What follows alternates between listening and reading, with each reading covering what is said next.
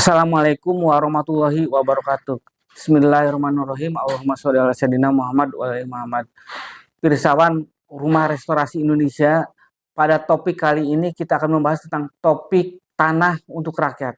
Pertanyaannya adalah, mengapa masih ada 26,75 juta rakyat Indonesia atau 9,57% rakyat Indonesia masih berada di bawah garis kemiskinan? Ini pertanyaan paling mendasar.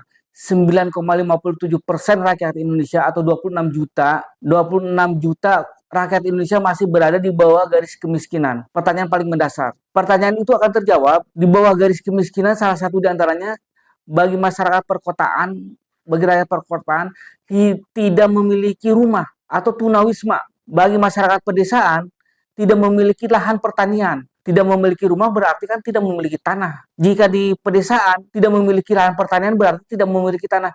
Dia sebagai petani, tapi sebagai petani gurem. Artinya menggadaikan produktivitas tenaga kerjanya kepada orang lain. Dia mendapatkan penghasilan berdasarkan pembagian hasil panen. Satu. Kedua, jika para petani itu memiliki tanah, maka tanah yang dikuasai kurang dari 200 meter persegi, rata-rata petani di Indonesia. Sehingga tidak ada pertanian massal. Kenapa demikian? Ini bermula dari persoalan tanah yang belum didistribusikan. Padahal kita mengetahui tanah, air, dan udara adalah hajat paling mendasar bagi manusia. Pada hari ini, tanah masih dikuasai oleh elit penguasa, elit kapitalis, dan para pemilik modal pada hari ini. Padahal telah berlaku Undang-Undang Pokok Agraria UUPA nomor 5 tahun 1960, berarti hampir 36 tahun yang lalu, untuk bagaimana tanah ini menjadi bagian mensejahterakan rakyat. Bagaimana tanah ini mencapai kemakmuran rakyat. Dengan Undang UUPA ini menghapus tanah-tanah partikelir peninggalan zaman Belanda.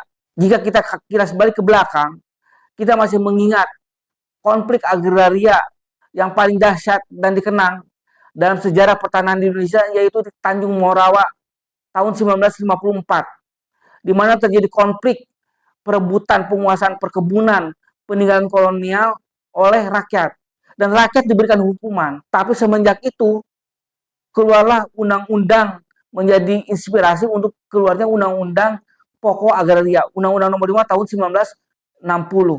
Hanya karena korupsi, birokrasi yang lamban, dan tidak progresnya pemerintah, menyebabkan 30 tahun kemudian Undang-Undang Pokok Agraria ini tidak bisa mendistribusikan secara optimal tanah kepada rakyat. Padahal tujuannya adalah untuk mendistribusikan, mensejahterakan, dan mengangkat rakyat. Pemecahannya adalah bagaimana kita mendesak pemerintah untuk mengoptimalkan, pertama, lahan-lahan yang kosong. Tidak usah jauh di kaki gunung.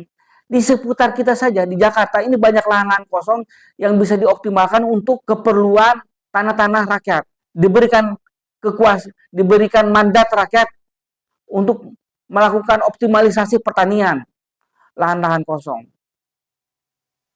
Jika kita melihat berkeliling lingkungan, pembatasan penguasaan tanah oleh para kapitalis juga itu harus diperlukan. Jika kita melihat ke daerah Tangerang Selatan misalnya, beberapa developer bisa menguasai ribuan hektar, kota dalam kota. Istilahnya jika kita ke Tangerang Selatan, ada benteng kota. Jadi wilayah yang dikuasai oleh developer, jalannya licin, lebar, dibatasi, tembok sebelahnya adalah tanah perkampungan rakyat, dibatasi oleh tembok, benteng, seperti benteng negara dalam negara. Jalannya sempit, berlubang.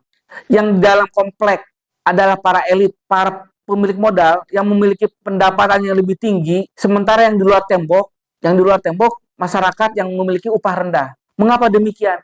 Karena sebenarnya salah satu penguasaan beberapa developer, jika kita kilas balik ke belakang, itu adalah tanah peninggalan kolonial, penghapusan tanah-tanah partikelir.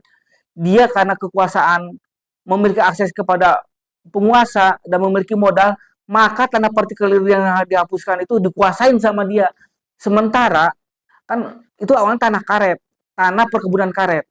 Sementara rakyat yang berada di sekelilingnya hanya menjadi penonton. Tanah di seberang tanahnya dia dikuasain oleh orang Jakarta yang memiliki kapitalis modal dan kekuasaan langsung ke penguasa, mengambil alih hingga tahun 1970-an, awal 80-an jadilah para developer ini membangun perumahan, menjadi menjamur di banyak tempat. Dan itu bukan hanya di kasus di Tangsel. Teman-teman pasti tahu itu developernya apa kan? Tapi kasus di beberapa tempat juga begitu. Karena penguasaan akses kepada penguasa dan akses modal, maka dikuasai. Dan jika kita melacak, modal yang didapatkan pun bukan modal sendiri, tapi modal pinjaman dari bank. Modal publik yang diambil, dipinjam dari bank, kemudian diputar untuk menguasai tanah-tanah rakyat. Rakyat setelah jadi kemudian dikasih tembok. Rakyat hanya menyaksikan saja, menjadi penonton.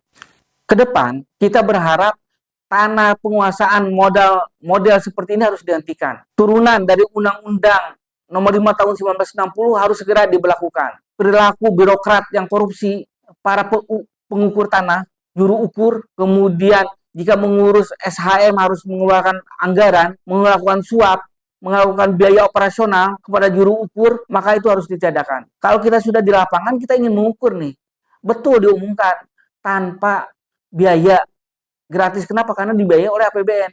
Tapi kenyataannya ketika kita ingin mengukur tanah SHM misalnya, itu harus ada uang yang keluar dari rakyat. Tanpa uang keluar itu juru ukur tidak bergerak mengukur. Dia akan bergerak ke tanah sebelah yang telah memberikan uang untuk biaya operasional. Ini kenyataan, realitas kita di lapangan. Jika persoalan ini, penyakit ini dibiarkan berlarut-larut, maka kasus Tanjung Morawa di Medan tahun 1954 tidak bisa dipungkiri akan terjadi. Bohong jika ada pembaruan, restorasi, ataupun reformasi tanpa ada redistribusi tanah. Bohong itu. Siapapun yang menjadi pemimpin di 2024 harus mengagendakan tanah untuk rakyat, mendistribusikan tanah untuk rakyat.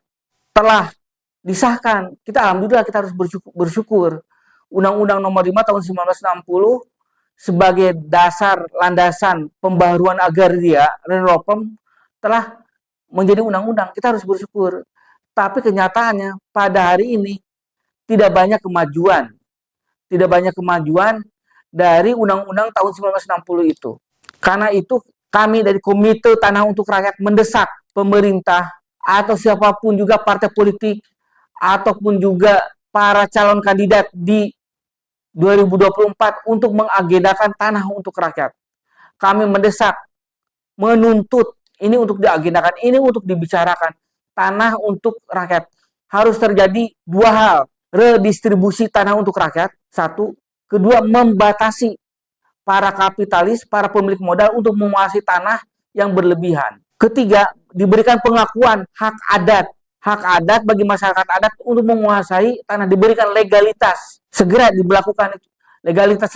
Legalitas pengakuan kepada masyarakat adat untuk menguasai tanah adatnya. Jika ini saja sudah terjadi, maka progres redistribusi tanah, kesejahteraan rakyat, saya pikir ini sudah lebih bagus ketimbang kita lamban untuk tidak segera menindaklanjuti redistribusi tanah.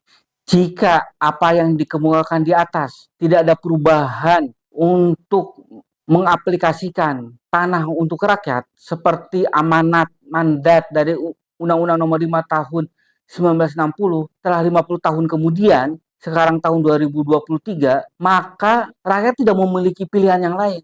Saya ingin menyerukan, rakyat berhak untuk merebut tanah-tanah, lahan-lahan yang dikuasai oleh para cukong. Rakyat berhak untuk merebut tanah-tanah yang dikuasai oleh para kapitalis. Rebut saja. Itu justru yang harus dilakukan. Tanpa itu, seperti kasus Tanjung Morawa, dengan rakyat merebut tanah, maka terjadilah Undang-Undang Nomor 5 1960. Terima kasih.